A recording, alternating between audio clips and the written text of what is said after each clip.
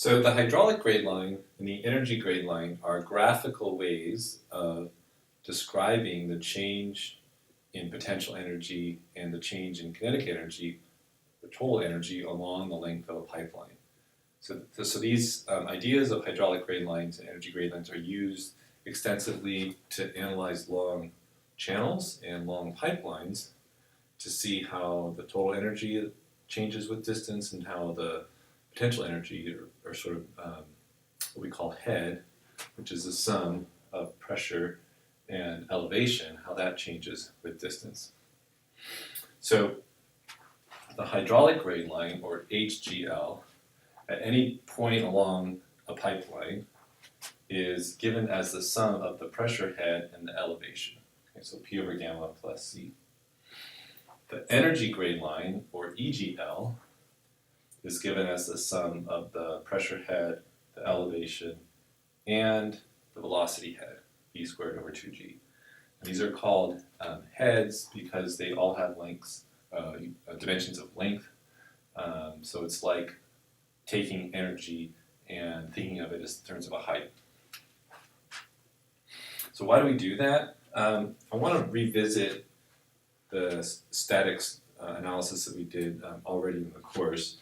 Imagine we have a static fluid, a reservoir fluid, and we have 2 points, 2 different heights in the system.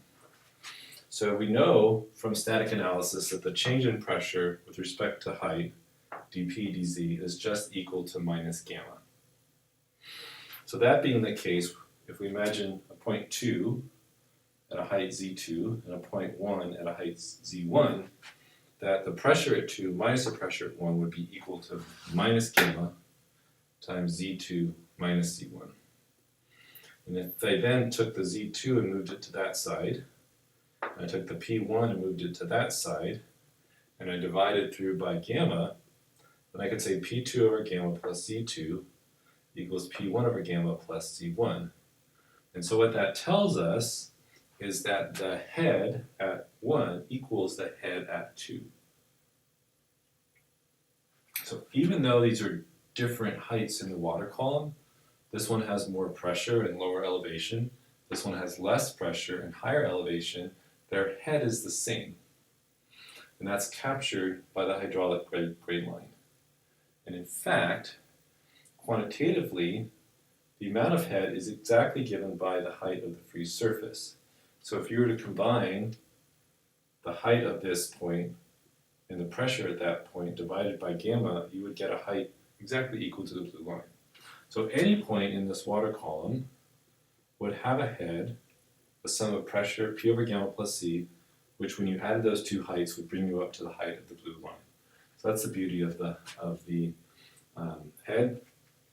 And then on top of that, the energy grade line also takes the kinetic energy into account. So hopefully that gives you a sense for what the hydraulic grade line is and what the energy grade line is and how it's derived.